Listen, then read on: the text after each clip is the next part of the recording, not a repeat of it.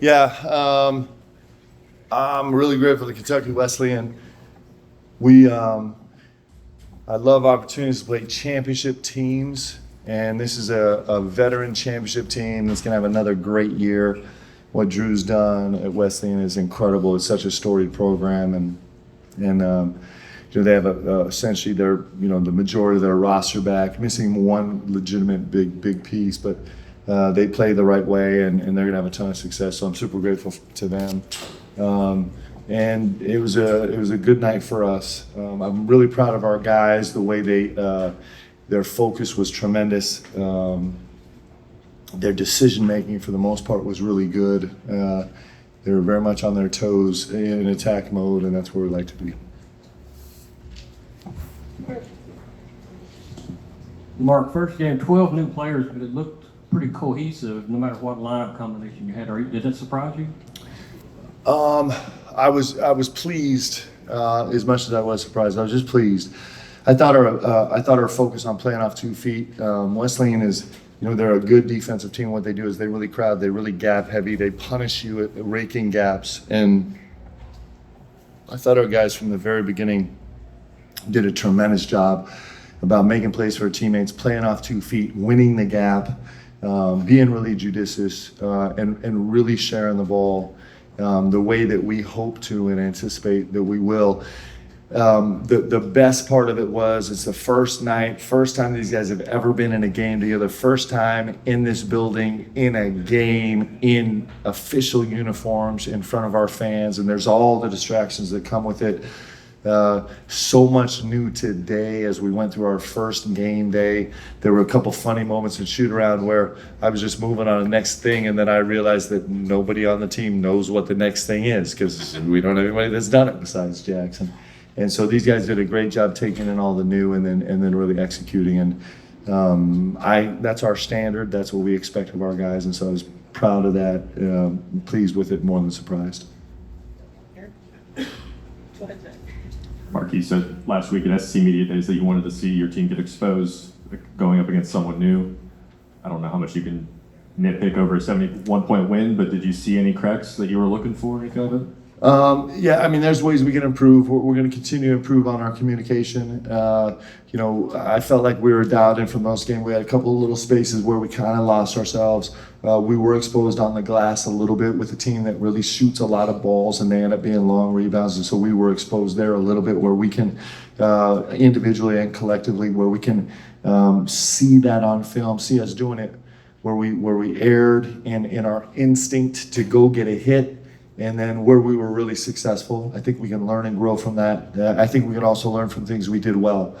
And so, we'll take every experience and learn everything we can. But there's certainly things that we can cull from this where we learn, we really do believe that seeing yourselves or somebody execute it right is actually a better teacher than seeing us do it wrong. So we're pretty judicious about how we do that, and so there's some good right stuff that we can share that also.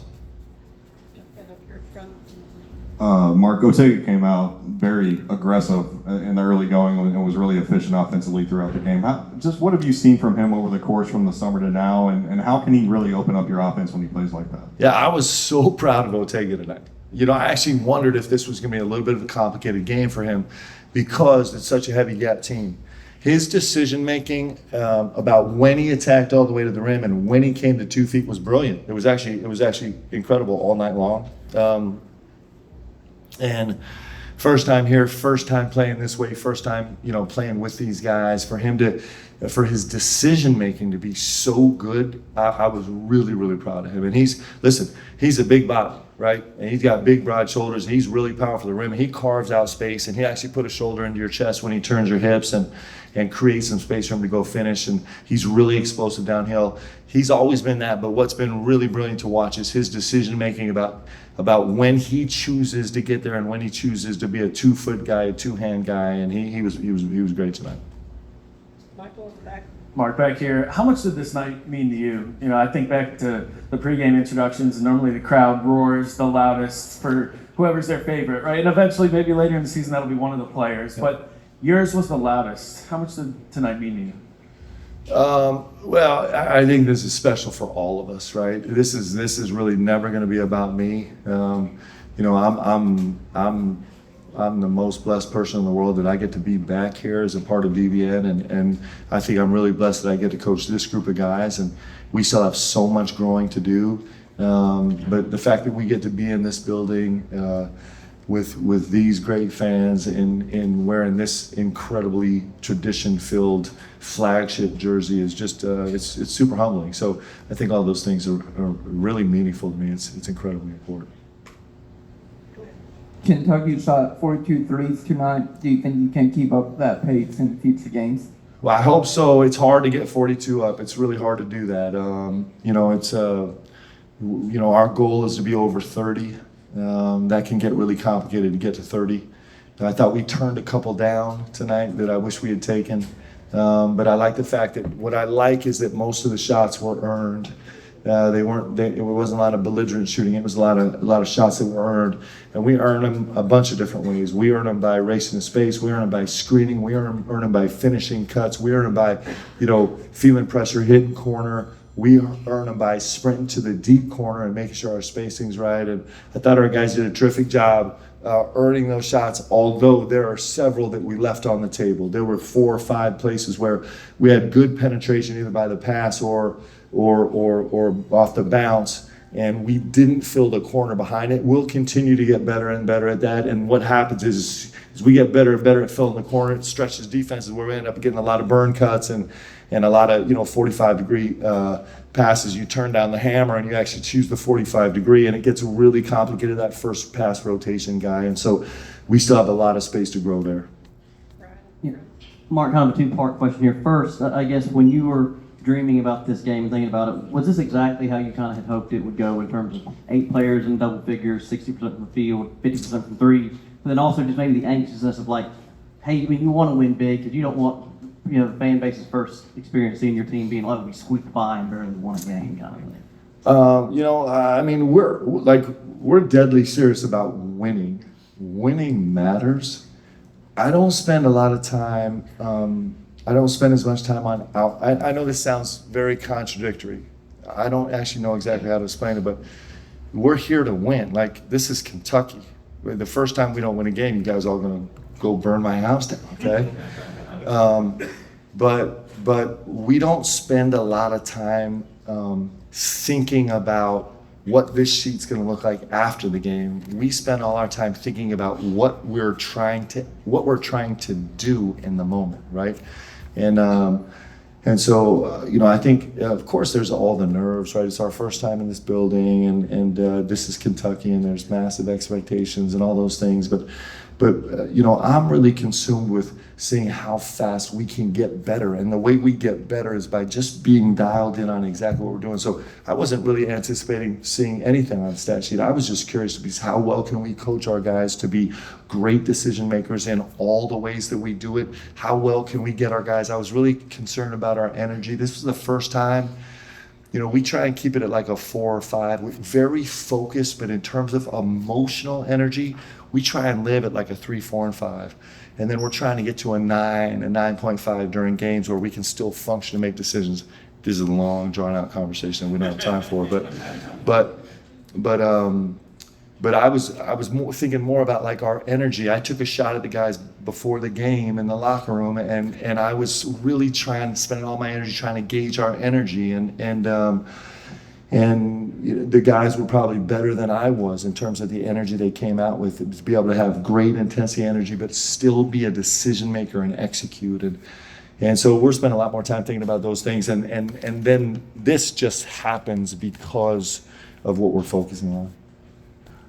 Coach, what did you think about the way Trent Noah and Travis Perry played, and what do you think about having them on the floor at the same time? Yeah, Trent is not shy, okay?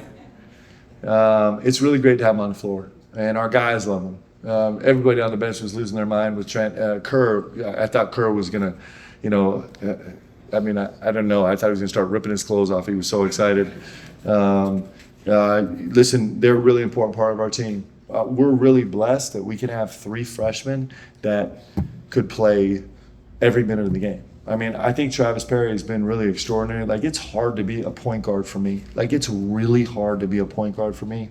I don't know if that's exactly his natural position, but he's come in here, and you think about it, like his first time in this gym, and as a team, you know, we're what we have 32-5, and that's with TP playing, you know, TP is playing 15 minutes at the point guard spot. Like, that's really impressive, right? And so I'm super proud of both those guys. Colin Chandler was excellent tonight. I think he took a really big step forward. He's going to be a really special player. So those 3 freshmen are going to have a big impact on us this year and next year, and they're going to be it makes you feel good to have those 3 guys here and know that they're going to continue with this program. Get another one in the back. Mark in the back over here. Lamont Butler was all over the stat sheet tonight. What are expectations for him from this game going forward? Yeah, so I mean, I expect him to have 6 steals every single night. I've never seen guys. I'm old. I mean, I'm older than everybody in this room, I think. Well, I heard one laugh. Someone laughed. Where's the old guy in here? Mitch is over here like, hey now. But I've never seen this number. So Lamont Butler had more steals than our whole team had turnovers tonight. I've never seen that, actually. That's really incredible. It's you know, he's a special player, and he I've never coached a guy like him on the defensive end at the point of attack. Listen, I'm telling you, this Kennedy Miles is a terrific basketball player. Kennedy Miles is a terrific basketball player. He's a championship team leading point guard. He's a terrific basketball player. He didn't have his best night tonight, but Lamont Butler had a lot to do with that. Like, it gets hard at some point during the game, and it was the right decision. You know, Drew chose to work a lot of 4 or 5 ball screens because it's kind of like you have this Deion Sanders, you know, corner. You're like, we're not throwing that side of the field anymore. Forget it. We're just not going over there. And that's the type of impact that Lamont can have. He's incredibly special. I think you guys heard me say it 100 times, I think he's the best defensive perimeter player in college basketball, certainly the best defensive point guard. And he's also a great leader. I thought he was terrific tonight. I thought he got our guys started well.